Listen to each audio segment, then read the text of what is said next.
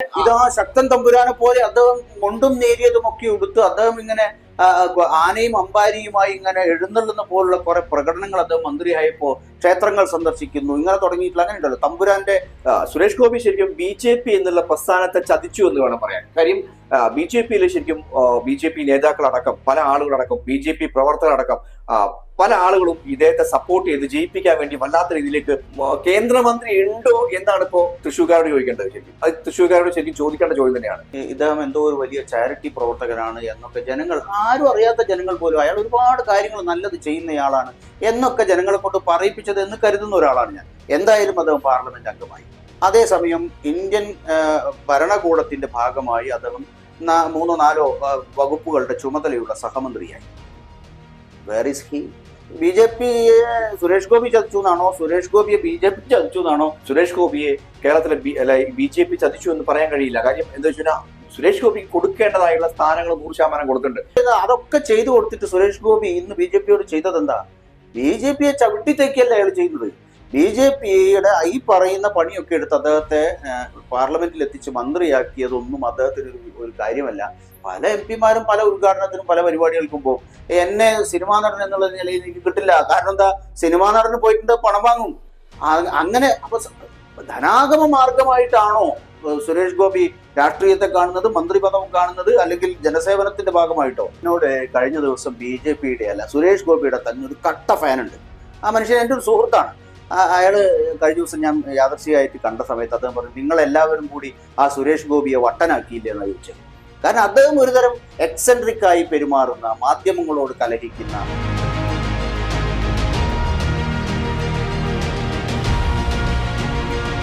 നമസ്കാരം.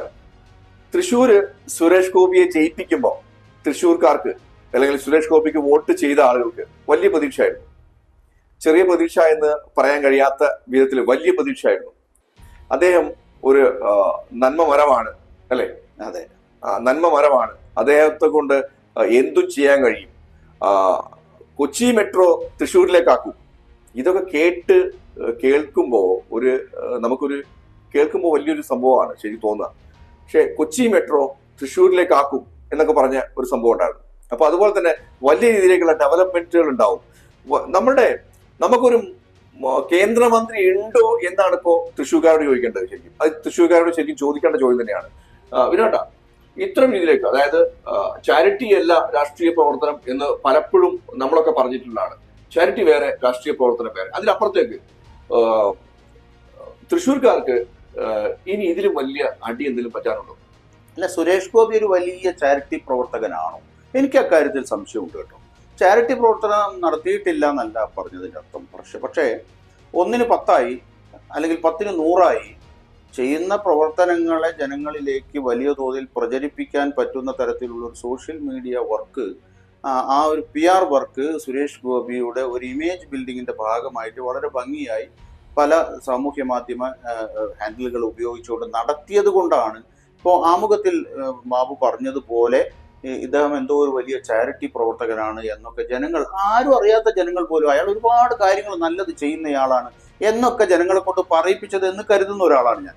ചാരിറ്റി പ്രവർത്തനം അദ്ദേഹം നാമമാത്രമായി നടത്തിയിട്ടില്ലെന്നല്ല ഈ പറഞ്ഞതിനർത്ഥം. അത് അദ്ദേഹത്തിന്റെ ഒരു ട്രാക്കാണ് എന്ന് ഉപദേശിച്ചു കൊടുത്തതിന്റെ ഭാഗമായി അദ്ദേഹം അത് ആ രീതിയിൽ അങ്ങനെയുള്ള നമ്മളിപ്പോൾ ഒരു സാധനം ബ്രാൻഡ് ചെയ്യുന്നു, അങ്ങനെ ബ്രാൻഡ് ചെയ്യാൻ വേണ്ടി അത് ഉപയോഗിച്ചു. അതിന് PR വർക്ക് വളരെ ഫലപ്രദമായി നടത്തി. അതുകൊണ്ട് തന്നെ കുറെ പേരെങ്കിലും സുരേഷ് ഗോപി നല്ലയാളാണ് എന്ന് പറയുന്ന രീതിയിലേക്ക് എത്തിച്ചു എന്നാണ് എനിക്ക് തോന്നുന്നത്. അതിലപ്പുറം ഒരു ചാരിറ്റി പ്രവർത്തകനായിട്ട് ആ രീതിയിൽ പിന്നെ ജീവിതം ഒഴിഞ്ഞു വെച്ച ഒരാളൊന്നുമല്ല സുരേഷ് ഗോപി. പക്ഷേ സുരേഷ് ഗോപി അവിടെ പാർലമെന്റിലേക്ക് ജയിച്ചു വന്നതിന്റെ അസ്വാഭാവികമായ കുറെ കാര്യങ്ങൾ ഇപ്പൊ ഇന്ന് കേരള രാഷ്ട്രീയം ചർച്ച ചെയ്യുന്നുണ്ട്. അതിന്റെ പിന്നിൽ നടന്ന പല അണിയറ നാടകങ്ങളെ കുറിച്ചൊക്കെ ചർച്ച ചെയ്യുന്നുണ്ട്. എനിവേ സുരേഷ് ഗോപി അവിടെ എലക്ട് ചെയ്യപ്പെട്ടു. അതിലിപ്പം പിന്നെ വലിയ തോതിൽ ഇന്ത്യയിൽ ഈ പറയുന്ന തെരഞ്ഞെടുപ്പിൽ പോൾ ചെയ്ത വോട്ടുകളുടെ എണ്ണത്തിൽ വന്ന വ്യത്യാസത്തിന്റെ ഭാഗമായി കേരളത്തിൽ കണക്കാക്കപ്പെട്ട 79 ആകെ നിയോജക മണ്ഡലങ്ങളിൽ കേരളത്തിൽ കണ്ട പിന്നെ ലിസ്റ്റ് ചെയ്തിട്ടുള്ള ഒരു നിയോജകമണ്ഡലം തൃശ്ശൂരാണെന്നുള്ളത് മാറ്റിവിട്ട നമുക്ക് ഫലം എന്താണ്? അവിടെ തൃശ്ശൂരിൽ സുരേഷ് ഗോപി ജയിച്ചു.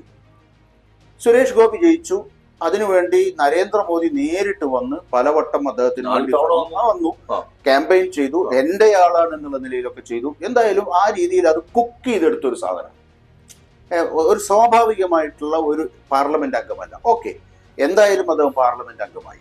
അതേസമയം ഇന്ത്യൻ ഭരണകൂടത്തിന്റെ ഭാഗമായി അദ്ദേഹം 3-4 വകുപ്പുകളുടെ ചുമതലയുള്ള സഹമന്ത്രിയായി. Where is he? ഇന്ന് അദ്ദേഹം എവിടെ? എനിക്ക് അതിൽ ചെറിയൊരു കാര്യം കൂടെ പറയാനുണ്ട്. സുരേഷ് ഗോപി ശരിക്കും BJP എന്നുള്ള പ്രസ്ഥാനത്തെ ചതിച്ചു എന്ന് വേണം പറയാൻ. കാര്യം BJPയിൽ ശരിക്കും BJP നേതാക്കളടക്കം, പല ആളുകളടക്കം, BJP പ്രവർത്തകരടക്കം പല ആളുകളും ഇദ്ദേഹത്തെ സപ്പോർട്ട് ചെയ്ത് ജയിപ്പിക്കാൻ വേണ്ടി വല്ലാത്ത രീതിയിലേക്ക് പെടാപ്പാട് പെടുന്ന ഒരു രീതി ഉണ്ടായിരുന്നു ഒരു സമയത്ത്. അല്ല, തൃശ്ശൂരില് പുതിയൊരു ശക്തൻ തമ്പുരാൻ വരുന്നു. ഞാൻ ശരിക്കും ഇലക്ഷൻ സമയത്ത് തൃശ്ശൂർ വർക്ക് ചെയ്ത ഒരാള് എന്നുള്ള നിലയ്ക്ക് എനിക്ക് പറയാൻ കഴിയും. അതായത് തൃശ്ശൂരില് BJPക്ക് വോട്ട് ചെയ്യാനിരിക്കുന്ന ആളുകൾക്കൊക്കെ വലിയ പ്രതീക്ഷയായിരുന്നു ശരിക്കും. തൃശ്ശൂർ സുരേഷ് ഗോപി വന്നു കഴിഞ്ഞാൽ വല്ലാത്ത രീതിയിലേക്ക് ഡെവലപ്മെന്റുകൾ ഉണ്ടാവും മറ്റുള്ള. പക്ഷെ ഒറ്റ വാക്കില് ചതിച്ചു. അതായത് എനിക്ക് എങ്ങനെയെങ്കിലും ഒന്ന് കേന്ദ്ര മന്ത്രിസ്ഥാനം ഒന്ന് ഒഴിവായാൽ മതി. അതിന് ഞാൻ പറഞ്ഞു, അതായത് തൃശ്ശൂർ ശക്തൻ തമ്പുരാൻ എന്ന് പറഞ്ഞാൽ വളരെ പ്രധാനപ്പെട്ട ഒരു ഭരണാധികാരിയാണ്. തൃശ്ശൂരിനെ മോൾഡ് ചെയ്യുന്നതിൽ, തൃശ്ശൂരിന്റെ വലിയ തോതിൽ അതിന്റെ ഒരു രൂപകൽപ്പനയിൽ, വികസനത്തിലൊക്കെ വലിയ പങ്ക് വഹിച്ച ഒരു നാട്ടുരാജാവാണ് ഇതാ ശക്തൻ തമ്പുരാനെ പോലെ. അദ്ദേഹം മുണ്ടും നേരിയതും ഒക്കെ ഉടുത്ത് അദ്ദേഹം ഇങ്ങനെ ആനയും അമ്പാരിയുമായി ഇങ്ങനെ എഴുന്നള്ളുന്ന പോലുള്ള കുറെ പ്രകടനങ്ങൾ അദ്ദേഹം മന്ത്രിയായപ്പോ ക്ഷേത്രങ്ങൾ സന്ദർശിക്കുന്നു, ഇങ്ങനെ തുടങ്ങിയിട്ടുള്ള അങ്ങനെ ഉണ്ടല്ലോ. തമ്പുരാന്റെ തിരുപ്പുറപ്പാട് പോലുള്ള ചില കെട്ടിയൊരുക്കങ്ങളൊക്കെ നമ്മൾ കണ്ടു എന്നല്ലാതെ ഒരു ജനപ്രതിനിധി എന്നുള്ള നിലയിൽ, ഒരു ഭരണാധികാരി എന്നുള്ള നിലയിൽ, ഒരു കേന്ദ്ര സഹമന്ത്രി എന്നുള്ള നിലയിൽ എന്താണ് കഴിഞ്ഞ 6-7 ഇവിടെ ഒരു പ്രശ്നം വന്നില്ലേ? വയനാട് ഒരു പ്രശ്നം വന്നില്ലേ? എന്താണ് അദ്ദേഹത്തെ കൊണ്ടുണ്ടായ ഉപകാരം എന്ന് തൃശ്ശൂർക്കാരോട് നമുക്ക് ചോദിക്കാം. അത്ര വലിയൊരു അപകടമൊന്നും അല്ല എന്നായിരുന്നല്ലോ അദ്ദേഹത്തിന്റെ വിലയിരുത്തൽ. പക്ഷെ ഒരു കാര്യം ഉണ്ടായിട്ടോ, അവിടുത്തെ ചുമതല പോലും BJP ഏൽപ്പിച്ചത് ജോർജ് കുര്യനെയാണ്, സുരേഷ് ഗോപി ഏൽപ്പിച്ചില്ല. കാരണം അവിടെ ചെന്ന് ഈ പറയുന്ന നാടകമാടാൻ പറ്റിയ സ്ഥലമല്ലല്ലോ. ഞാൻ ആ മുൻപ് പറഞ്ഞ ആ വാക്കുകൾ ഞാൻ വിനോദത്തോട് ചോദിക്കാം. അതായത് സുരേഷ് ഗോപി ശരിക്കും BJPയെ ചതിച്ചോ എന്ന് എന്റെ ചോദ്യം. കാര്യം അതിൽ എനിക്ക് ചോദിക്കാനുള്ള ചോദ്യം എന്താ വെച്ചാൽ, BJP ഒരു ശരിക്കും വളർന്നു വരണം എന്ന് ആഗ്രഹിച്ച ഒരു സ്ഥലമാണ് കേരളം. ഈ കേരളത്തെ പോലുള്ള ഒരാളെ സുരേഷ് ഗോപിയെ ഏൽപ്പിച്ച ആ വളർച്ച പാടെ തളർച്ചയാവുന്ന രീതി, അതായത് എന്തോ ഒരു കാര്യം ഒരു ചൊല്ല് പറയുന്ന പോലെ, അതായത് ഈ വളർത്തണം എന്ന് വെച്ച് നട്ടൊരു തൈ, ആ തൈ തന്നെ താഴത്തോട്ട് വളരുക. അല്ല, സുരേഷ് ഗോപിക്ക് വലിയ പ്രതീക്ഷ ഉണ്ടായിരുന്നു അദ്ദേഹത്തിന്. അത് പറയുകയും ചെയ്തതാണ്. മന്ത്രിസഭ രൂപീകരിക്കുന്നതിന്റെ ഒക്കെ മുമ്പ് ഞാൻ മന്ത്രിയാകും, ചെറിയൊരു കേരളത്തിന്റെ ഏതെങ്കിലും ഒരു ഭാഗത്തെ മന്ത്രിയല്ല, ഞാൻ തെക്കേ ഇന്ത്യയിലെ പല സംസ്ഥാനങ്ങളെയും കാര്യങ്ങൾ നിയന്ത്രിക്കാൻ പറ്റുന്ന രീതിയിലുള്ള ഒരു മന്ത്രിയാകും എന്നൊക്കെ അദ്ദേഹം കിനാ കണ്ടിരുന്നു. ആ രീതിയിൽ ഒരു ക്യാബിനറ്റ് റാങ്ക് ഒക്കെ അദ്ദേഹത്തിന് കിട്ടും എന്നൊക്കെ കണ്ടിരുന്നു. പക്ഷെ ഇവിടെ സഹമന്ത്രി സ്ഥാനത്ത് നിന്ന് മുകളിലേക്ക് പോയിട്ടില്ലാത്ത മുരളീധരനും അങ്ങനെ തുടങ്ങിയിട്ടുള്ള ആളുകളൊക്കെയുള്ള സംസ്ഥാനമാണല്ലോ BJPയുടെ കേരളം. അപ്പൊ BJPയെ സുരേഷ് ഗോപി ചതിച്ചു എന്നാണോ, സുരേഷ് ഗോപിയെ BJP ചതിച്ചു എന്നാണോ? കേരള BJP കേട്ടോ ഒരു കാരണവശാലും സുരേഷ് ഗോപിയെ കേരളത്തിലെ BJP ചതിച്ചു എന്ന് പറയാൻ കഴിയില്ല. കാര്യം എന്താ വെച്ചാൽ സുരേഷ് ഗോപി കൊടുക്കേണ്ടതായുള്ള സ്ഥാനങ്ങൾ 100% കൊടുത്തിട്ടുണ്ട്. 4 തവണ പ്രധാനമന്ത്രി തന്നെ വന്ന്.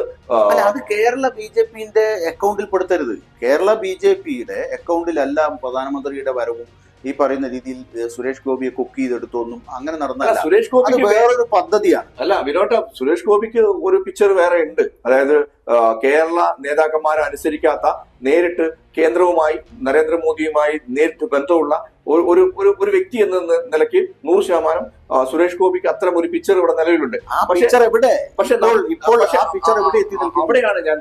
അവിടെയാണ് ഞാൻ പറയുന്നത് സുരേഷ് ഗോപി ശരിക്കും BJP പ്രവർത്തകരെ, BJPക്ക് വേണ്ടി കഠിനാധ്വാനം ചെയ്ത് സുരേഷ് ഗോപിക്ക് വേണ്ടി കഠിനാധ്വാനം ചെയ്ത് ജയിപ്പിച്ച ആളുകളെ ചതിച്ചു എന്ന് പറയും. എന്നോട് കഴിഞ്ഞ ദിവസം BJPയുടെ അല്ല സുരേഷ് ഗോപിയുടെ തന്നെ ഒരു കട്ട ഫാനുണ്ട്. ആ മനുഷ്യൻ എൻ്റെ ഒരു സുഹൃത്താണ്. അയാള് കഴിഞ്ഞ ദിവസം ഞാൻ യാദർശികമായിട്ട് കണ്ട സമയത്ത് അദ്ദേഹം പറഞ്ഞു, നിങ്ങളെല്ലാവരും കൂടി ആ സുരേഷ് ഗോപിയെ വട്ടനാക്കിയില്ലേ എന്നാണ് ചോദിച്ചത്. കാരണം അദ്ദേഹം ഒരുതരം എക്സെൻട്രിക് ആയി പെരുമാറുന്ന, മാധ്യമങ്ങളോട് കലഹിക്കുന്ന, എവിടെ ചെന്നാലും എന്തൊക്കെയോ വിളിച്ചു പറയുന്ന ഒരു മനുഷ്യനായി ഈ പറയുന്ന രീതിയിൽ MP എന്നുള്ള നിലയിൽ, കേന്ദ്ര സഹമന്ത്രി എന്നുള്ള നിലയിൽ ആയി കഴിഞ്ഞ ശേഷം അത് മാറിക്കഴിഞ്ഞു എന്നുള്ളതാണ് BJPയുടെ സ്ട്രോങ് ഫോളോവർ ആയിട്ടുള്ള, ഇദ്ദേഹത്തിന് ഫാൻ ബേസ് ഉള്ള ആളുകളിൽ പോലും ഈ പറയുന്ന പ്രതികരണം ഉണ്ടാക്കിയിട്ടുള്ളത്. ഞാൻ പറയുന്നത് കേന്ദ്രമന്ത്രി സഹമന്ത്രിയായിരുന്ന സുരേഷ് ഗോപിയുടെ സമീപകാലത്ത് വന്ന പ്രസ്താവന എന്താ? ഞാൻ സിനിമയിൽ അഭിനയിക്കാൻ പോവുകയാണ്, 22 സിനിമ ഞാൻ കമ്മിറ്റ് ചെയ്തിട്ടുണ്ട്, ആ 22 സിനിമയിൽ ഒറ്റക്കൊമ്പൻ എന്ന് പറയുന്ന സിനിമയുടെ ചിത്രീകരണം സെപ്റ്റംബർ മാസം 6-ാം തീയതിയോ 7-ാം തീയതിയോ മറ്റോ തുടങ്ങും. അതിന് ഞാൻ അപേക്ഷ അയച്ചിരുന്നു, അനുമതി തേടിയിരുന്നു. അത് കിട്ടുമോ കിട്ടില്ല എന്നുള്ളതൊന്നും ഞാൻ നോക്കുന്നില്ല. ഞാൻ പിന്നെ കമ്മിറ്റ് ചെയ്ത പടത്തിന്റെ വർക്കിലേക്ക് കടക്കുകയാണ്. അങ്ങനെ വേണ്ട എന്ന് വെച്ചാൽ എനിക്ക് പടം ചെയ്യാതിരിക്കാൻ പറ്റില്ല, ഞാൻ ചത്തുപോകും എന്നൊക്കെയാണ് പറഞ്ഞത്. അങ്ങനെ വരുമ്പോൾ ഈ മന്ത്രി പണിയോടൊപ്പം ഇത് ചെയ്യാൻ പറ്റില്ല എന്ന് പറഞ്ഞാൽ ഞാൻ അത് ഒഴിവാക്കും. പക്ഷെ അദ്ദേഹം പറഞ്ഞതിന് വല്ല തെറ്റുണ്ടോ? അതായത് എനിക്ക് എന്റെ അറിവ് വെച്ച് സുരേഷ് ഗോപിക്ക് ഒരു പടത്തിന് ഇപ്പൊ 10 കോടി രൂപയാണ് ചാർജ്. ഈ പണിക്ക് വരരുതെന്നേ. അല്ല, പക്ഷെ അല്ല, അത് ഓക്കെ. ഞാൻ പറയുന്നത്, ഞാൻ എന്റെ അറിവ് വെച്ച് സുരേഷ് ഗോപിക്ക് ഒരു പടത്തിന് 10 കോടി രൂപയാണ് വരുന്നത്. പൊളിറ്റിക്കൽ ലെവലിലേക്ക് പോയി കഴിഞ്ഞ് ഒരു 10 കോടി രൂപ ഉണ്ടാക്കുക എന്ന് പറയുന്നതിന് പല ചോദ്യങ്ങൾ വരും. ഇദ്ദേഹത്തിന് ശരിക്കും 10 കോടി കിട്ടി. ഇദ്ദേഹം വിചാരിച്ചത് ശരിക്കും ഇത് എന്തോ സംഭവമാണ്. അതായത് പലപ്പോഴും നമുക്ക് പറയാം, ഞാൻ പ്രജകളിലേക്ക് വരുന്നു, ഞാൻ പ്രജകളാണ് എന്റെ മുന്നിൽ നിൽക്കുന്നത്, അത്ര രീതിയിലേക്കുള്ള ഒരു സംഭവം. അതായത് ഈ കേന്ദ്രമന്ത്രിയായി കഴിഞ്ഞാൽ വളരെ സിമ്പിൾ ആയിരുന്നു എന്നുള്ളതാണ്. ഇതിന് പണി അറിയുമ്പോഴാണ്, അത് അവിടെയാണ് നമ്മൾ ശരിക്കും രാഷ്ട്രീയ നിരീക്ഷകരും അടക്കം പറഞ്ഞ വാക്കുകൾ നമ്മൾ സൂക്ഷിക്കേണ്ടത്, ഓർക്കേണ്ടത്. കാര്യം സുരേഷ് ഗോപി നല്ലൊരു നടനാണ്, അദ്ദേഹം ഒരു രാഷ്ട്രീയക്കാരനല്ല, രാഷ്ട്രീയത്തിൽ പരിചയമില്ലാത്ത ഒരാളാണ്. അദ്ദേഹം 100% ഫെയിൽ ആയി പോകും, സക്സസ് ആവത്തില്ല എന്ന് പറയുന്നതിന്റെ ഏറ്റവും വലിയ ഉദാഹരണം ഇപ്പോഴാണ് ഉൾക്കൊള്ളേണ്ടത് തൃശ്ശൂർക്കാര്. കാര്യം തൃശ്ശൂർക്കാർ വിചാരിച്ചത് എന്താണ്? സുരേഷ് ഗോപി കാരണം ഒരു കാര്യം കൂടെ പറയാം.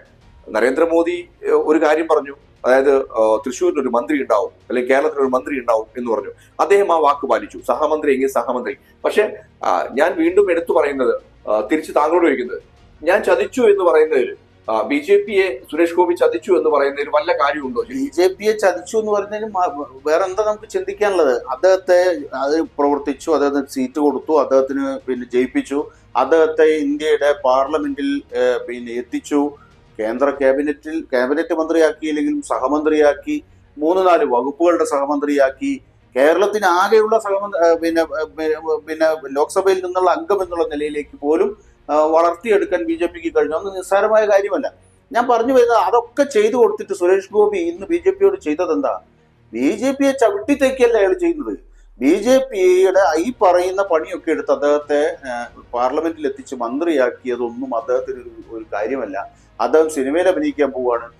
കേന്ദ്ര നേതൃത്വം അനുമതി തന്നാലും ഇല്ലെങ്കിലും ഞാൻ എൻ്റെ കമ്മിറ്റ്മെന്റിലേക്ക് പോകും, സിനിമയിലേക്ക് പോകും, ഷൂട്ട് ആരംഭിക്കാൻ പോവുകയാണ് എന്നൊക്കെ എന്നെ ഒഴിവാക്കിയാൽ എനിക്ക് സന്തോഷം എന്ന് പറഞ്ഞാൽ എന്താ പിന്നെ അദ്ദേഹത്തിനോട് നമുക്ക് പറയാനുള്ളത്? അദ്ദേഹത്തെയാണോ, ഇങ്ങനെയുള്ള ആളുകളെയാണോ ജനപ്രതിനിധികളായി ജനങ്ങളുടെ കൂടെ നിന്ന് രാജ്യത്തോടൊപ്പം നിന്ന് ഏൽപ്പിച്ച ഉത്തരവാദിത്തങ്ങൾ ഭംഗിയായി നിറവേറ്റി അത് രാജ്യ പുരോഗതിക്കും സ്വന്തം ജനങ്ങളുടെ പുരോഗതിക്കും എത്തിക്കുന്നതിന് വേണ്ടി ചെയ്യേണ്ട പണിയെടുക്കേണ്ട ആളാണ്. സിനിമയിൽ അഭിനയിച്ചാൽ ചത്തുപോകുക. സിനിമയിൽ അഭിനയിച്ചെന്നാ പോരെ, എന്തിന് രാഷ്ട്രീയത്തിലേക്ക് ഇറങ്ങുന്നു? അത് ജനസേവനത്തിന്റെ മാർഗമാണ്. ഇപ്പം 2 കോടി രൂപ അല്ലെങ്കിൽ എത്ര കോടി രൂപ കിട്ടും നമുക്കറിയില്ല. 20 കോടിയോ 10 കോടി രൂപ അദ്ദേഹം പിന്നെ എന്താ പറയാ, ഈ ദാനശീലനല്ലേ, എല്ലാം എടുത്തു കൊടുക്കുന്ന ആളല്ലേ. അങ്ങനെയുള്ള ഒരാൾക്ക് ഈ പണം വരുന്നതാണോ? അല്ലെങ്കിൽ ഈ പറയുന്ന രീതിയിൽ വരുമാനത്തിന് വേണ്ടിയാണോ അദ്ദേഹം ജീവിക്കുന്നത്? തീർച്ചയായും. ഒടുവിൽ അദ്ദേഹം പാർലമെന്റ് പല MP-മാരും പല ഉദ്ഘാടനത്തിനും പല പരിപാടികൾക്കും പോകും. എന്നെ സിനിമാ നടൻ എന്നുള്ള നിലയിൽ എനിക്ക് കിട്ടില്ല. കാരണം എന്താ, സിനിമാ നടന് പോയിട്ട് പണം വാങ്ങും. അങ്ങനെ അപ്പൊ ധനാഗമ മാർഗമായിട്ടാണോ സുരേഷ് ഗോപി രാഷ്ട്രീയത്തെ കാണുന്നത്, മന്ത്രി പദം കാണുന്നത്, അല്ലെങ്കിൽ ജനസേവനത്തിന്റെ ഭാഗമായിട്ടോ? ഇത് വളരെ പ്രധാനപ്പെട്ട ചോദ്യം ഉയർത്തുന്നു. അതായത് വിനോദപ്പ ചോദിച്ച ഒരു ചോദ്യമുണ്ട്, പണസമ്പാദ്യത്തിന്റെ ഭാഗമായിട്ടാണോ ഈ ശരിക്കും മന്ത്രിസ്ഥാനം കാണുന്നത്? ജനങ്ങളെ സഹായിക്കാൻ അല്ലെങ്കിൽ ജനങ്ങളെ ചേർത്ത് പിടിക്കാൻ ജനപ്രതിനിധിയാവുക എന്ന് പറയുന്ന ഒരു ഡ്രീം പല ആളുകളും ഈ രാഷ്ട്രീയക്കാർ വെച്ച് പുലർത്തുന്നത് പലപ്പോഴും ജനങ്ങളെ സേവിക്കാനാണ്. പല ആളുകളും ജനങ്ങളെ സേവിക്കാനല്ല എന്ന് നമുക്ക് തുറന്നു പറയാൻ കഴിയും. കാര്യം തൃശ്ശൂരിലെ ജനങ്ങൾ ശരിക്കും ഇദ്ദേഹത്തെ ജയിപ്പിച്ചത് തൃശ്ശൂരിന് ഡെവലപ്മെന്റ് വേണം, തൃശ്ശൂരിന് ഒരു മന്ത്രി വേണം എന്നുള്ള കണ്ടീഷനിലേക്ക് തന്നെയാണ്. അത് അപ്പാടെ പാളി എന്ന് വേണം പറയാൻ. കാര്യം വേറെ ഒന്നും പറയാനില്ല. തൃശ്ശൂർക്കാരോട് പറയാണ്, ഒന്നും പറയുന്നില്ല. കാര്യം എന്താ വെച്ചാൽ നിങ്ങൾക്കറിയാലോ എന്താ സംഭവിച്ചത് എന്നുള്ളത്, അല്ലെ? നിർത്താല്ലേ? തീർച്ചയായും ഇതിന്റെ അപ്പുറത്തൊന്നും പറയാൻ കഴിയില്ല. കാര്യം മന്ത്രി ഉണ്ടോ, കേന്ദ്രമന്ത്രി ഉണ്ടോ എന്നുള്ള ചോദ്യം നിങ്ങൾ തന്നെ അദ്ദേഹത്തോട് ചോദിക്കണം. നിങ്ങൾ മന്ത്രിയാണോ എന്നുള്ളത്. പല മാധ്യമ പ്രവർത്തകരും ചോദിച്ചു, നിങ്ങൾ മന്ത്രിയാണോ എന്നുള്ളത്. നന്ദി, നമസ്കാരം.